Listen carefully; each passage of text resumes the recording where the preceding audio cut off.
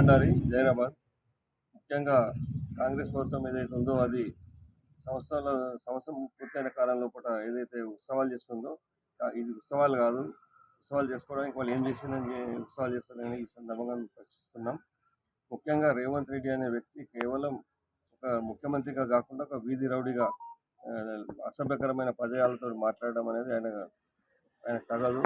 అంతేకాకుండా ఏదైతే 6 గ్యారెంటీల పేరు మీద వాళ్ళు ప్రజలకు మభ్యపెట్టి ఓటు దండుకున్నారో ఆ 6 గ్యారెంటీలు పూర్తిగా జ్ఞాపకం మర్చిపోయారు.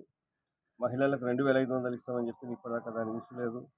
మళ్ళీ రైతు భరోసాకైతే అసలే ఊసలేదు. రైతు భరోసా ఇస్తారో ఇయ్యరో పరిస్థితిలో ఉంది. అంతేకాకుండా రైతు రుణమాఫీ ఏదైతే జరిగిందో అది తూతు మంత్రంగా జరిగింది. మన మహిళలకు గృహలక్ష్మి ఏదైతే పథకం ఉందో కానీ అది అప్లికేషన్ల వరకు పరిమితం అయిపోయింది. ఈ విధంగా 6 గ్యారెంటీలు కూడా అటకెక్కినాయి.